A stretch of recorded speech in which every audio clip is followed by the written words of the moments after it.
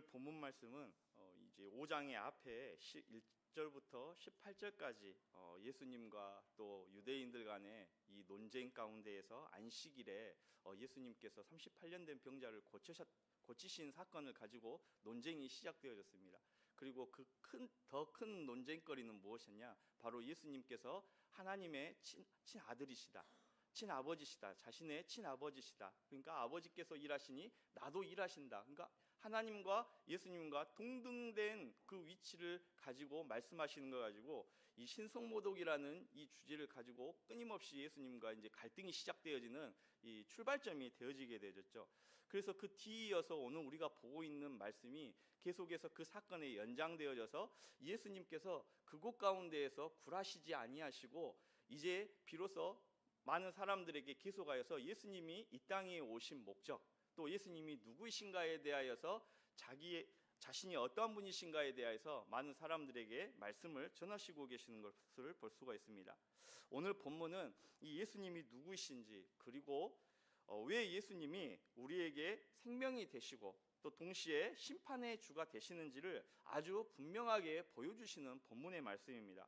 무엇보다도 이 오늘 본문에는 우리가 이 너무나 익숙히 알고 있는 의미를 담고 있는 표현을 예수님께서 세 차례에 걸쳐서 말씀을 하십니다. 이제 19절과 24절과 25절에 걸쳐서 이렇게 예수님이 말씀하시는데, 이 서두에 3번 사용하시면서 말씀을 시작되어지는 부분이 있죠. 바로 진실로 진실로라는 표현입니다. 진실로 진실로라는 이 표현은 성경에서 오직 이 요한복음에만 기록이 되어져 있는 표현입니다. 요한복음에 아주 자주 등장하는 이 표현인데요, 헬라어로는 우리가 아주 잘 아는 단어입니다. 바로 아멘, 아멘이죠. 근데 이 원래 아멘은 우리가 이 기도에, 일반적으로 우리 신앙생활 때 기도의 끝에 붙이는 그러한 단어입니다. 그 뜻은 우리가 잘 아는 것처럼 그렇게 되기를 원합니다, 또 그대로입니다, 그렇게 되기를 동의합니다, 이러한 의미를 가지고 있습니다.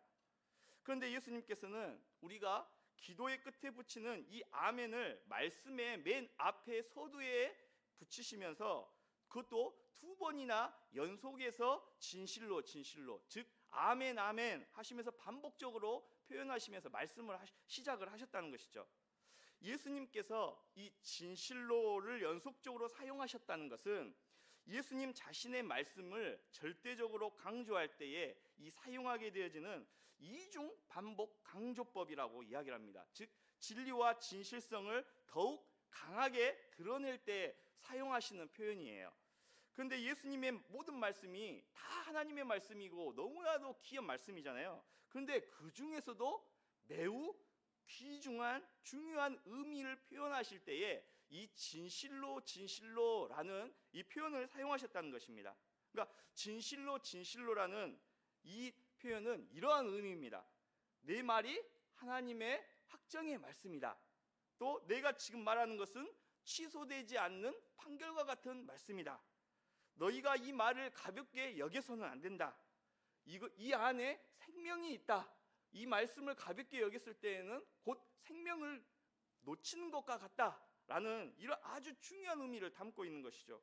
그리고 오늘 본문에서는 이 아멘 아멘이 3번이나 기록이 되어져 있다는 사실입니다. 19절에 아멘 아멘으로 이렇게 시작되어지는, 진실로 진실로라고 이렇게 시작되는 이 19절의 내용의 말씀은 아들이 누구이신지, 또 그 사역의 근원이 무엇인지에 대하여서 잘 표현이 되어져 있고, 24절에서의 말씀의 표현은 구원이 무엇이고 또 영생이 어떻게 지금 시작되어진지에 대하여서 잘 표현이 되어져 있습니다. 그리고 25절에서 말씀의 표현은 죽은 자가 어떻게 살아나는가, 또 부활이 현재 우리 안으로 어떻게 임하게 되어졌는가, 여기에 대하여서 잘 표현이 되어져 있는 것이죠. 그리고 이제 뒤이어서 나오게 되어지는 28절과 29절은 그 모든 것이 미래의 부활과 심판으로 완성되어지는, 완결되어지는 내용을 담아져 있습니다.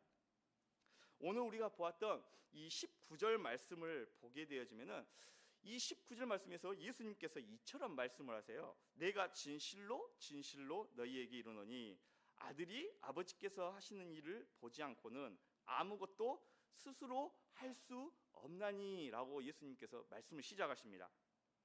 여기서 예수님께서 아들은 스스로 아무것도 할 수 없다 이렇게 말씀을 하세요. 얼핏 들으면은 우리가 오해할 수가 있습니다. 좀 이상하다 이렇게 생각할 수가 있죠. 아니 지금 예수님은 전능하신 하나님이시라고 우리가 잘 알고 있는데 그러면 예수님이 능력이 없으시다는 거냐 이렇게 생각할 수가 있는데 이런 의미가 아닙니다. 여기에서 예수님이 말씀하시는 것은 아들이 무능하다, 그러니까 예수님이 무능하시다 이런 표현이 아니라 아버지와 아들의 완전한 일치에 대하여서 지금 설명하고 계시는 거예요. 이 말씀은 예수님은 결코 아버지와 다른 길을 가지 않으신다는 의미인 것이죠. 예수님의 뜻은 아버지의 뜻과 어긋나지 않는다 이러한 의미인 것입니다. 예수님께서는 독립적으로 일하시는 분이 아니시라는 것이에요. 또 아버지보다 그렇다고 해서 열등한 낮은 그런 존재가 아니라는 사실입니다. 요한복음이 계속 말씀하고 있는 것이 무엇이냐면은 바로 이 부분인데 아버지께서 어떠한 분이신지 또 아들이 그분을 완전히 드러내시는 이 내용에 대하여서 요한복음을 통하여서 그러니까 성자 예수님이 계속해서 성부 하나님이 어떠한 분이신지에 대하여서 계속해서 드러내시고 계시는 것이죠. 그러니까 스스로 할 수 없다 이 말은 나는 내 마음대로 하지 않는다 지금 그러한 의미인 것입니다. 예수님은 이 아버지와 분리된 자기 계획대로 움직이시지 않으신다는 것이죠. 예수님은 이 아버지의 뜻에서 벗어난 능력을 행사하지 않으신다는 것입니다. 계속해서 예수님께서 아들이 아버지께서 하시는 일을 보지 않고 라고 19절에서 말씀하시는데 요한복음에서 이 본다라는 것은 단순한 이 관찰의 내용이 아니에요. 깊은 인식 또 깊은 그 인식 안에서의 관계적 안에서 알게 되어진 알을 의미하는 것이죠. 예수님의 사역은 즉흥적인 것이 아닙니다. 예수님의 치유, 예수님의 말씀, 예수님의 판단, 예수님께서 지신 십자가 이 모두가 바로 아버지께서 하시는 이 놀라운 구원의 계획의 일들을 그대로 드러내시고 있는 사역이라는 것을 지금 이 19절을 통하여서 예수님께서 밝히시고 계시는 것입니다. 그래서 19절 후반에 이렇게 말씀하시는 것이죠. 아버지께서 행하시는 그것을 아들도 그와 같이 행하느니라 라고 말씀합니다. 이 부분이 이 19절의 이 핵심적과 같은 내용의 말씀인데요. 예수님은 이 19절의 마지막 부분에 이렇게 뒤이어서 마지막에 확실하게 말씀하십니다. 아버지께서 행하시는 그것을 아들도 그와 같이 행하느니라 라고 말씀합니다. 이 말씀은 예수님께서 아버지와 동등하게 하나님의 일을 행하신다는 뜻입니다. 단지 예수님께서 성부 하나님께서 하시는 일을 비슷하게 흉내낸다 이런 의미가 아니라는 것이죠. 아버지께서 하시는 그것, 즉 생명을 주시는 일, 죄인을 회복시키시는 일, 심판과 구원의 일, 이 모든 일들을 아들이 동일하게 행하신다는 지금 선언을 19절을 통하여서 하고 계시는 것입니다. 그러니까 예수님이 누구신지에 대하여서 완전하게 밝히 보여주시는 말씀인 것이죠. 그래서 요한복음 이 5장 전체의 흐름이 이 19절과 20절을 통하여서 잘 드러나게 되어집니다.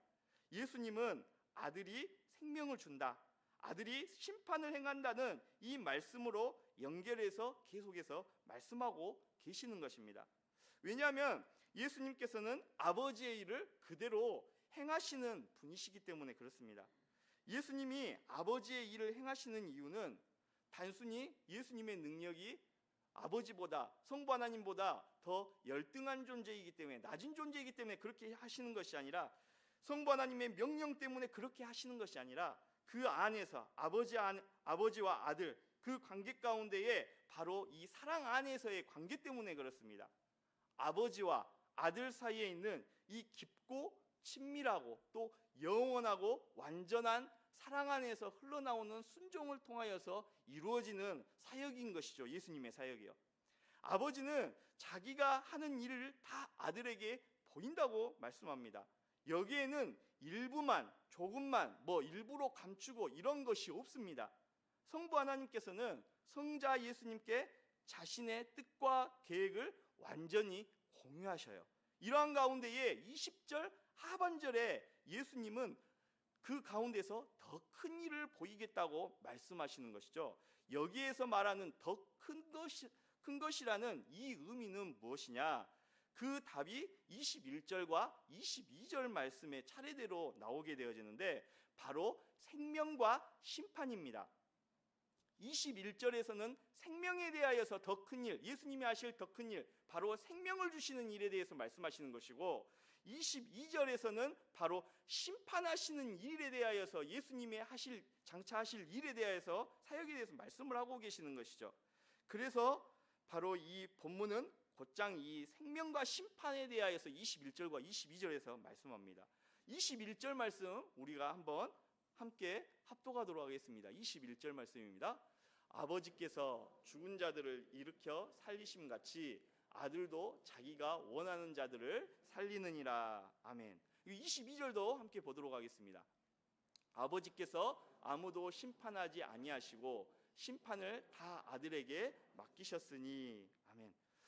결국 21절과 22절 말씀을 보게 되어지면 아들은 살리는 권세와 심판하는 권세를 함께 가지시는 것입니다. 그리고 이 권세를 가지신 목적이 바로 23절에 뒤이어서 나오게 되어집니다. 23절 말씀도 우리가 함께 보도록 하겠습니다. 23절입니다. 아버지를 공경하는 것 같이 아들을 공경하게 하려 하심이라. 아들을 공경하지 아니하는 자는 그를 보내신 아버지도 공경하지 아니하느니라. 아멘. 살리는 권세와 심판의 권세의 목적이 아들이신 예수님에게 있는데, 이 예수님에게 있는 이 권세가 있는 목적이 무엇이라고 말씀하냐면은 바로 아들, 즉 예수님을 공경하게 하시기 위함이라고 말씀하고 있습니다. 여기에서 공경이라고 이야기하는 의미는 단순히 우리가 자식이 부모님을 공경하는 이런 정도의 존중의 차원의 그런 의미가 아니죠. 바로 이 공경하다 이 단어의 의미 안에 담겨져 있는 뜻은 영광을 돌리다, 가치를 인정하다, 삶의 우선순위를 드린다, 이러한 의미들을 함축하고 있습니다. 즉 성부 하나님, 성자 예수님께 무한한 영광을 돌리게 하기 위함이라는 사실에 대하여서 성경은 우리에게 말씀하고 있는 것입니다. 그렇다면 이제 두 번째 아멘의 의미에 대해서 우리가 한번 살펴볼 건데요. 24절에 보게 되면 예수님께서 이처럼 말씀하세요. 내가 진실로 너희에게 이르노니 내 말을 듣고 또 나 보내신 이를 믿는 자는 영생을 얻었고 라고 말씀합니다. 예수님은 영생을 미래, 즉 멀리 있는 일로 말씀하시지 않으십니다. 우리가 흔히 영생하면은 구원이라고 연결해서 우리가 생각을 해서 앞으로 우리가 죽어서 멀리 바라보는 미래에 있을 일이라고 생각을 쉽게 하게 되잖아요. 그런데 이 24절 말씀을 보게 되어지면 예수님께서는 영생을 미래, 즉 멀리 있는 일로 말씀하시지 않는다는 거예요. 얻게 될 것이다가 아니라 바로 뭐라고 표현하십니까? 얻었고라고 말씀을 하십니다. 이 문장은 단순한 우리의 안에 위로의 말씀이 아니라 지금 예수님께서 꽝 하고 판결을 하신 것입니다.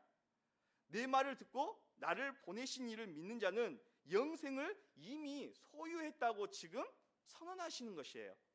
그렇다면 요한복음이 말씀하는 이 영생이 무엇이냐? 이것에 대해서 우리가 한번 생각해 볼 필요가 있는데, 영생은 원어로 보게 되어지면은 조의 아이오니오스라는 단어입니다. 여기에서 이제 조에하고 아이오니스라는 단어가 합성이 되어지는 합성어인데요. 조에는 생명을 뜻하는 것이고 아이오니스는 이제 끝이 없는 시대, 하나님의 나라가 시대 속에, 세대 속에 있는 이러한 의미를 담고 있어요. 그래서 이 조에와 아이오니스라는 단어가 합쳐져서 영생이라는 단어가 되어져 있습니다. 생명에는 헬라어의 이제 원어에 보게 되면은 생명이라는 단어는 이 두 가지가 있습니다. 조에라는 단어가 있고 비오스라는 단어가 있는데, 이 조에는 하나님과의 관계 안에서 하나님께서 우리에게 주시게 되어지는 생명, 관계 안에서 얻어지는 생명을 이야기하는 것이고, 비오스는 우리가 일반적으로 누구나 살아가면서 먹고 마시고 하면서 숨이 붙어 있게 되잖아요. 이 삶에 대해서 자연스럽게 있는 이 생명을 의미하는 것입니다. 그런데 여기 조에는 이 단순한 생물학적 숨, 그저 살아있음의 의미가 아니라 요한복음에서 사용되어지는 이 조에는 하나님께 속한 생명, 아버지와 아들 사이에 있는 생명이 사람에게 주어지는 것을 의미하고 있어요. 그리고 아이오니오스는 단지 끝이 없음만이 아니라 오는 시대, 하나님 나라의 시대가 속한 것을 의미를 합니다. 그러니까 이 조의 아이오니스, 즉 영생이라는 단어는 이런 의미인 것이죠. 미래 하나님의 나라의 생명이 지금 현재로 당겨져서 앞으로 와서 우리 가운데 임하게 되어졌다. 이 말씀을 지금 하고 있는 것입니다. 그래서 24절에 이어서 두 문장을 더 확실하게 우리에게 말씀합니다. 심판에 이르지 아니하느니 사망에서 생명으로 옮겨졌느니라. 여기에서 옮겨졌느니라는 이 말이 굉장히 중요한데, 이것은 뭐 조금 나아졌다, 뭐 기분이 좋아졌다 이런 의미가 아니라 이것은 영역의 이동을 지금 의미하고 있어요. 그러니까 사망이 다스리던 자리에서 생명이 다스리는 자리로 이미 넘어온 것입니다. 즉 예수님 안에 있는 자들은, 예수님의 부르심 가운데에 구원의 은혜를 받은 사람들은 이전에는 사망의 자리에 있었는데 이제 예수님께서 사망의 자리에 있던 자를 하나님의 은혜 가운데에서 생명의 자리로 우리를 옮기셨다는 것입니다.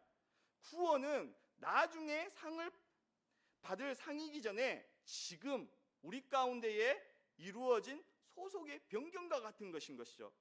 여기에서 그러면 우리는 이런 질문들을 해볼 수가 있어요. 그러면 심판은 없어진 것이냐? 아닙니다.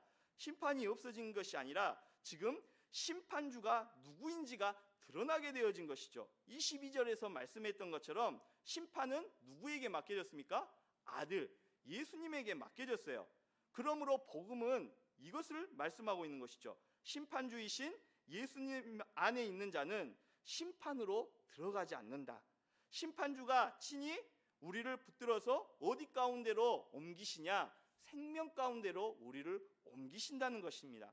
그렇다면은 그 이동이 어떻게 시작되어졌고 사망에서 생명으로 옮긴다는 일이 도대체 우리 가운데에 어떻게 일어나게 되어졌는가? 이 질문에 대하여서 예수님께서 이 세 번째 진실로 즉 아멘 아멘으로 그 답을 지금 알려주시는 것이에요. 25절에 예수님이 뭐라고 말씀하신가요? 25절 말씀 한번 우리가 합독하도록 하겠습니다. 진실로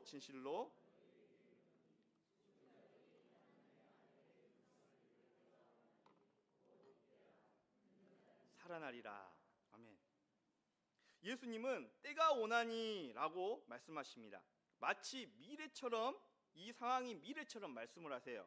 그런데 뒤이어서 곧바로 이렇게 말씀하십니다. 곧 이때라 라고 말씀하십니다. 미래의 일이 예수님의 오심으로 현재 안으로 들어왔다. 지금 그 말씀을 말씀하고 계시는 것이죠. 부활이 마지막 날에만 있는 것이 아니라 예수님의 음성이 들리는 바로 그 자리에서 이미 시작되어졌다는 사실입니다. 그리고 예수님은 죽은 자들이 음성을 들을 때라고 말씀하시는데, 여기에서 죽음은 무덤 속의 죽음만이 아니라 이 하나님과의 관계가 끊어진 상태, 즉 이 생명의 근원과 단절된 상태의 모든 상태를 포함하는 말씀이거든요. 이 살아있는 것 같지만 하나님 앞에서는 죽어있는 상태, 그 죽음을 의미하는 것입니다. 그런데 예수님은 그들에게 이렇게 말씀하세요. 내 음성을 들으라 라고 말씀하죠. 왜냐하면 살아나는 힘은 25절 말씀처럼 오직 하나님의 아들의 음성 자체에 있기 때문에 그렇습니다. 그래서 결론이 아주 단순하면서 강력합니다. 바로 듣는 자, 그러니까 예수님의 음성을 듣는 자는 살아난다는 사실이죠. 이 말씀은 곧 예수님의 말씀을 듣는 자가 살아난다는 사실입니다. 이 말씀이 어디에서 바로 이루어졌냐? 우리가 잘 아는 것처럼, 앞서서 말씀 들어서 우리가 살펴봤던 것처럼 바로 이 38년 된 병자가 예수님의 음성의 말씀에 명령 가운데에 잠자고 있었던, 죽어있던 영혼이 깨어났던 것을 보게 되어졌고, 그 이전에도 계속해서 예수님이 말씀하셨을 때 죽어있던 영혼들이 예수님 안에서 살아나고 회복되어지는 놀라운 역사를 예수님께서 계속해서 보여주셨던 것을 우리가 알 수가 있잖아요. 지금 그 말씀을 하고 계시는 것이죠. 여러분, 이 말씀은 좋은 말을 들으면 뭐 힘이 난다 그런 수준이 아닙니다.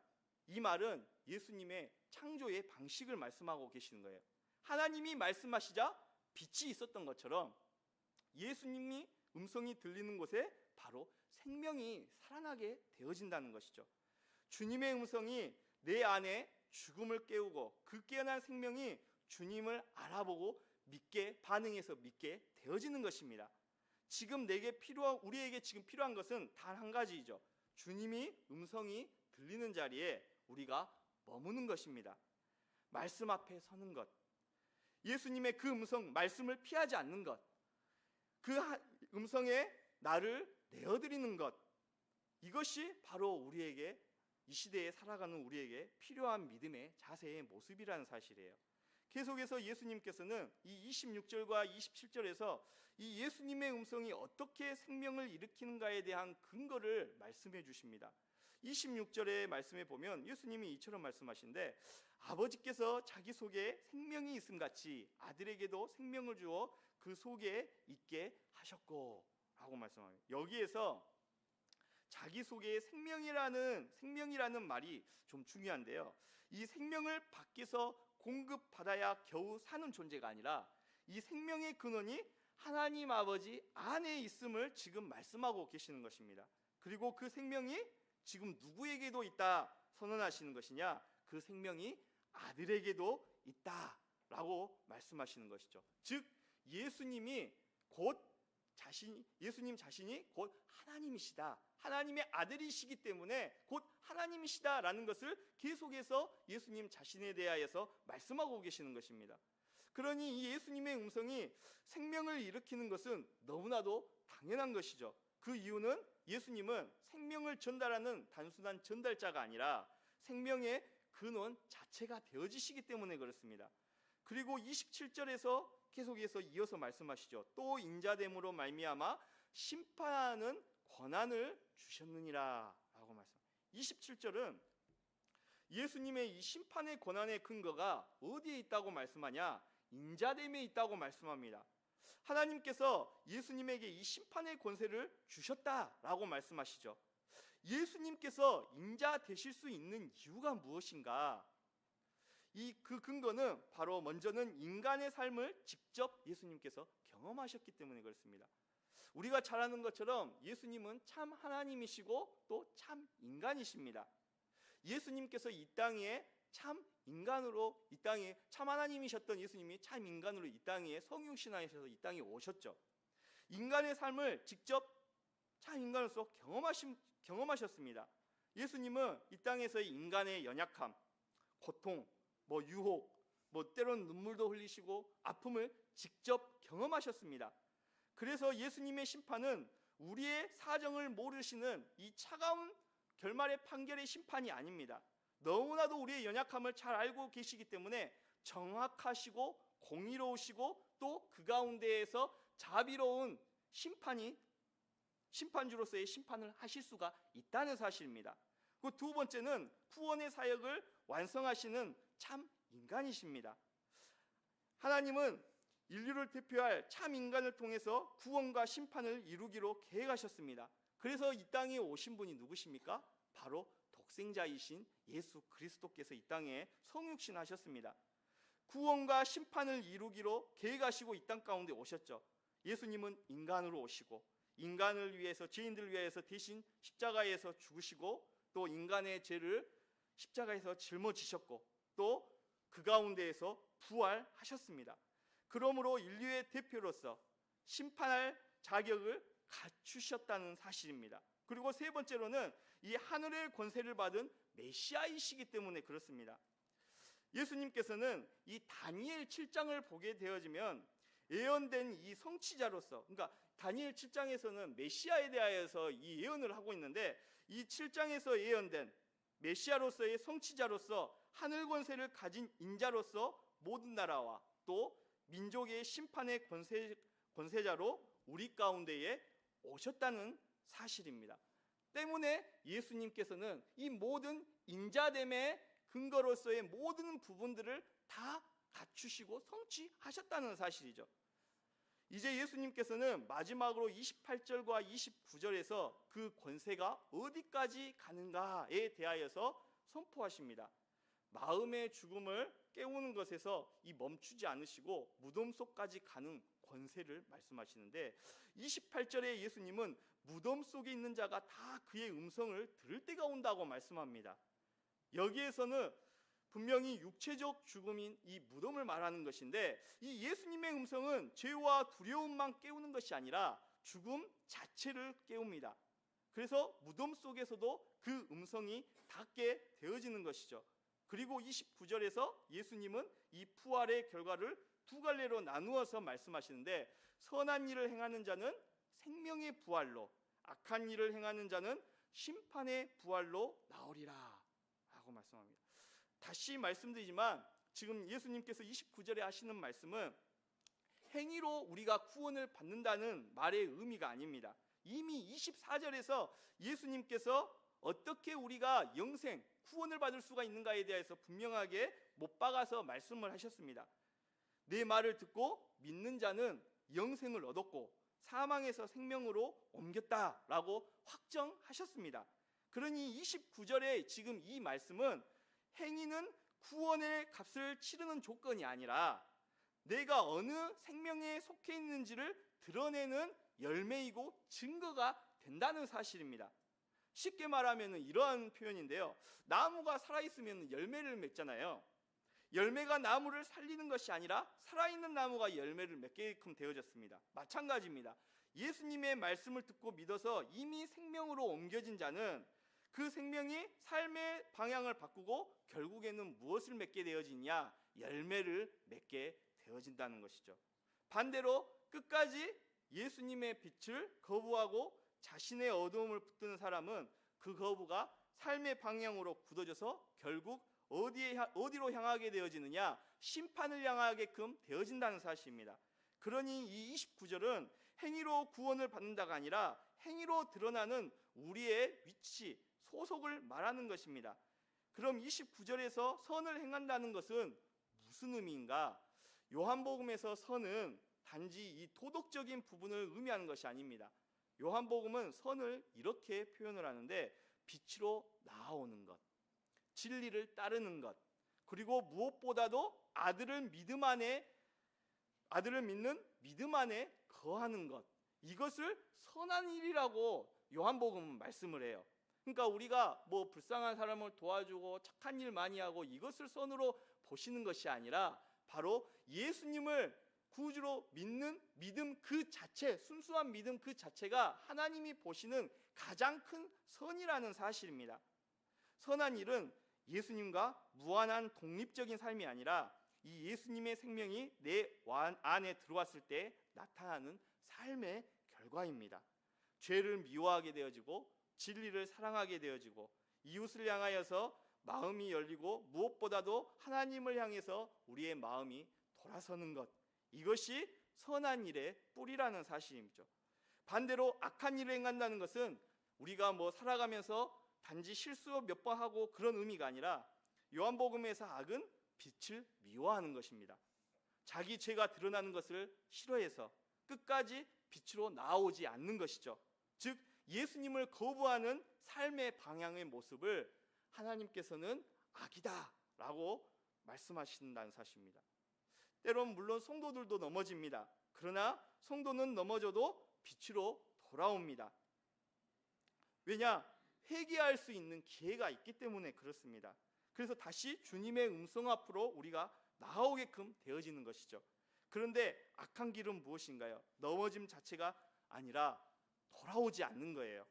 빛을 끝까지 거부하는 것입니다. 내 인생에서 예수님이 필요 없다고 이야기하고 고백하는 자들, 이러한 것들이 바로 하나님이 보셨을 때 가장 큰 죄악이라는 사실입니다. 그래서 예수님은 29절에서 마지막에 이렇게 말씀하시는 것이죠. 생명의 부활과 심판의 부활에 대해서. 여러분, 부활은 우리 모두에게 있습니다. 요한복음 5장에서는 무덤 속에 있는 자가 다 그의 음성을 듣는다고 했습니다. 다시 말해서 부활 자체는 선택이 아니라는 것이죠. 모든 사람이 부활합니다. 문제는 그 부활이 어떤 부활이냐라는 것이죠. 생명의 부활이냐 아니면 심판의 부활이냐. 그러면 사랑하는 성도 여러분, 오늘 이 말씀은 우리에게 무엇을 요구하고 있는 것입니까? 오늘 우리는 마지막 날에 갈림길을 계산하라고 하는 것이 아닙니다. 예수님께서는 이미 우리에게 길을 주셨습니다. 그 길이 바로 24절과 25절이죠. 내 말을 듣고 믿는 자는 사망에서 생명으로 옮겼다. 그리고 죽은 자들이 하나님의 아들의 음성을 들을 때 듣는 자는 살아나게 되어진다. 결국 우리가 오늘 이 시대에 살아가는 싸움은 단 한 가지입니다. 지금 그분의 음성을 들을 것인가, 그리고 지금 그 빛으로 나아올 것인가. 사랑하는 성도 여러분, 29절은 우리에게 두려움을 주기 위해서 예수님께서 하신 말씀이 아닙니다. 오히려 은혜의 말씀이죠. 왜냐하면 주님께서 오늘 우리에게 이처럼 하나님의 이 생명의 말씀을 통하여서 우리에게 살 길이 어떠한 길인가, 우리가 어떻게 구원을 받고 빛 가운데로 나아가서 구원을 받고 생명의 길 가운데 우리가 나아갈 수 있는가, 이 길에 대하여서 성경을 통하여서 확실하게 보여주시고 말씀해 주시고 있기 때문에 그렇습니다. 때문에 이 하나님의 말씀을 받는 자들은 이 말씀들이 우리에게 심판의 말씀들이, 심판을 하나님께서 약속하시는 이 말씀들이 우리에게 두려움으로 다가오는 것이 아니라 은혜로 다가오게 되어지는 것입니다. 왜냐? 우리가 믿음의 방향을 바꾸면 되기 때문에 그렇습니다. 마지막 날의 결과를 미리 보여주셔서 오늘 우리로 하여금 생명의 길을 붙들게 하십니다. 그러니 오늘 우리는 이 가운데에서 이렇게 결단하면 되는 것입니다. 주님, 제게 선한 일을 만들 능력이 없습니다. 저는 스스로 구원을 할 수도 없고 이 심판 가운데에서 나를 건져줄 수 있는, 또 나를 구원해 줄 수 있는 이들도 아무도 없습니다. 오직 예수 그리스도만이 우리 가운데에서 하나님과 우리와의 관계를 회복하시고 그 관계 가운데에서 주어지는 영생을 통하여서 하나님의 그 진노의 심판을 피해서 하나님 나라에 영원히 갈 수 있는 영생으로 우리가 들어갈 수가 있습니다. 구원받은 하나님의 백성이 되어줄 수 있습니다. 때문에 하나님 나를 긍휼히 여겨주시고 늘 예수 그리스도 안에 접붙임 받은 자로서 예수 그리스도 참 포도나무 되시는 예수님 안에 거하며 살아갈 수 있는 내가 될 수 있도록 은혜 베풀어 주시옵소서. 주님의 음성 앞에 늘 겸손하게 반응하고 그 주님의 음성을 사모하는 자가 되게 하여 주시옵소서. 그래서 심판의 부활이 아니라 생명의 부활로 우리가 주님 앞에 서는 귀한 은혜가 있도록 인도하여 주시옵소서. 이처럼 고백할 수 있는 저와 여러분들이 되어져야 된다는 사실입니다. 오늘 말씀 우리가 다시 한 번 더 기억하면서 이러한 놀라운 은혜를 베풀어 주신 하나님 앞에 감사하시고, 또 우리가 그 예수 그리스도 안에서 하나님의 음성, 예수님의 음성에 따라서 순종하고 그 은혜 가운데 살아갈 수 있는 저와 여러분 될 수 있기를 간절히 바랍니다.